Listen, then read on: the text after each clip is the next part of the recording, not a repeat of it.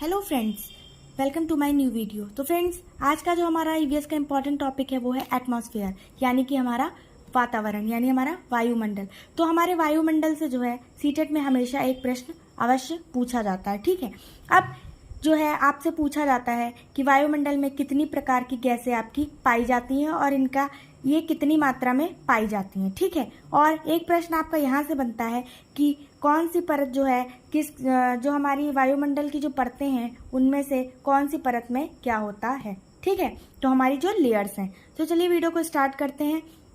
और अगर आप हमारे चैनल पर नए हैं तो प्लीज़ हमारे चैनल को लाइक, शेयर और सब्सक्राइब करना मत भूलिएगा। तो चलिए फ्रेंड्स, अब देखते हैं। तो हम वायुमंडल या एटमॉस्फेयर हम किसे कह सकते हैं? जो हमारे पृथ्वी के चारों ओर विस्तृत वातावरण को हम क्या कहते हैं? वायुमंडल कहते हैं। अब इस वातावरण में आपको क्या क्या मिलेगा? इस वातावरण में आपको पेड़ पौधे मिलते हैं, मनुष्य होंगे, आपके जानवर होंगे, ये सारी चीजें आपकी वायुमंडल में आएंगी। अब इस वायुमंडल में आप सभी जानते हैं कि हमारे जो पेड़ पौधे होते हैं वो कार्बन डाइऑक्साइड क्या करते हैं? लेते हैं, ग्रहण करते हैं। और हम जो मनुष्य हैं वो क्या करते हैं? ऑक्सीजन पेड़ पौधों से लेते हैं और कार्बन डाइऑक्साइड छोड़ते हैं, जो कि पेड़ क्या करते हैं? ग्रहण करते हैं।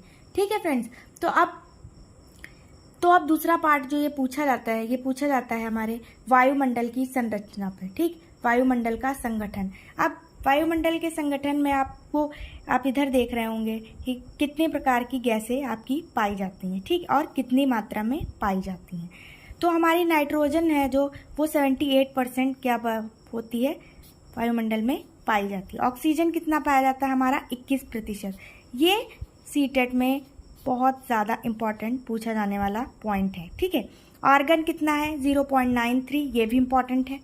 ठीक है, ऑर्गन हो गया आपका 0.93 और कार्बन डाइऑक्साइड 0.03। तो ये जो चारों हैं ये बहुत ज़्यादा पूछे जाते हैं। ठीक है, प्लस आपको ये भी याद होना चाहिए, नियॉन कितना है? 0.018%। हीलियम कितना है? 0.0005। ठीक, अब जेनॉन कितना है? 0.00008%। ये पाए जो इसमें से हमारे नाइट्रोजन है, ऑक्सीजन है, आर्गन है, कार्बन डाइऑक्साइड है। ठीक है फ्रेंड, तो ये जितने चार हैं ये जो है बहुत ज़्यादा पूछे जाने वाले इंपॉर्टेंट पॉइंट है सीटेट पॉइंट ऑफ व्यू से। ठीक है, तो अब अगला देखते हैं। अब आते हैं वायुमंडल की संरचना पर। तो वायुमंडल की संरचना में हमारे वायुमंडल में कितने प्रकार के लेयर्स हैं? यानी कि हमारी लेयर्स। ठीक है, हमारी लेयर्स। अब कितने प्रकार की लेयर्स हैं?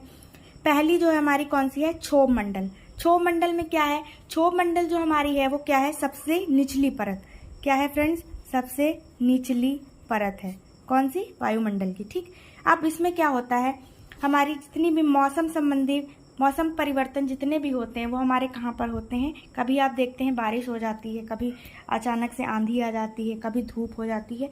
तो ये सारी चीज़ें किसमें आपको मिलेंगी? हमारे क्षोभ मंडल में। ठीक है, फिर क्षोभ मंडल में जो है आपको ये भी याद रखना है कि जमीन से 16 किलोमीटर की ऊंचाई पर क्या मिलेगी आपको?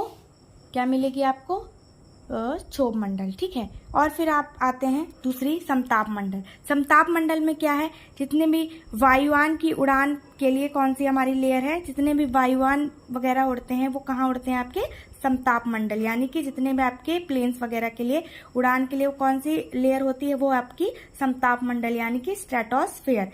अब आते हैं तीसरी लेयर पर, जिसकी बात करते हैं हम मध्यमंडल। यानी कि आप मध्यमंडल में देखेंगे तापमान वगैरह में जितनी भी गिरावट आती है, सागर का अचानक से उफान मारना, कुछ भी करना, तो ये सारी चीजें कहाँ पे आपको मिलेंगी? मध्य मंडल में। ठीक है, अब आते हैं आयन मंडल।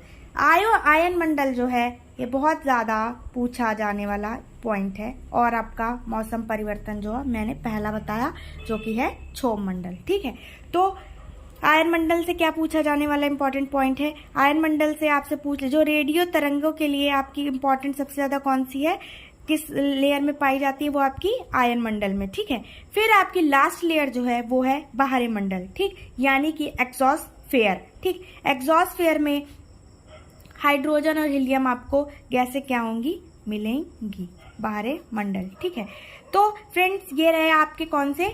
आपके एटमॉस्फेयर यानी वायुमंडल से रिलेटेड एक पॉइंट था जो कि सीटेट में हमेशा यहाँ से पूछता है कि कौन सी गैस की मात्रा कितनी होगी और हमारी पृथ्वी पर क्या है, कितनी लेयर्स हैं। ठीक है, और कौन सी लेयर में कौन कौन से परिवर्तन होते हैं, कौन सी लेयर किस किस के लिए जानी जाती है। तो फ्रेंड्स, अगर आपको ये वीडियो अच्छी लगी तो प्लीज़ हमारे चैनल को लाइक, शेयर और सब्सक्राइब करना मत भूलिएगा। और ये बहुत ज़्यादा इम्पॉर्टेंट टॉपिक आपके लिए सीटेट के पॉइंट ऑफ व्यू से होने वाला है। तो प्लीज़ अगर आपने स्क्रीनशॉट नहीं लिया है तो प्लीज़ स्क्रीनशॉट ले लीजिए, और फिर मिलते हैं नेक्स्ट वीडियो में नए टॉपिक के साथ। तब तक के लिए थैंक यू।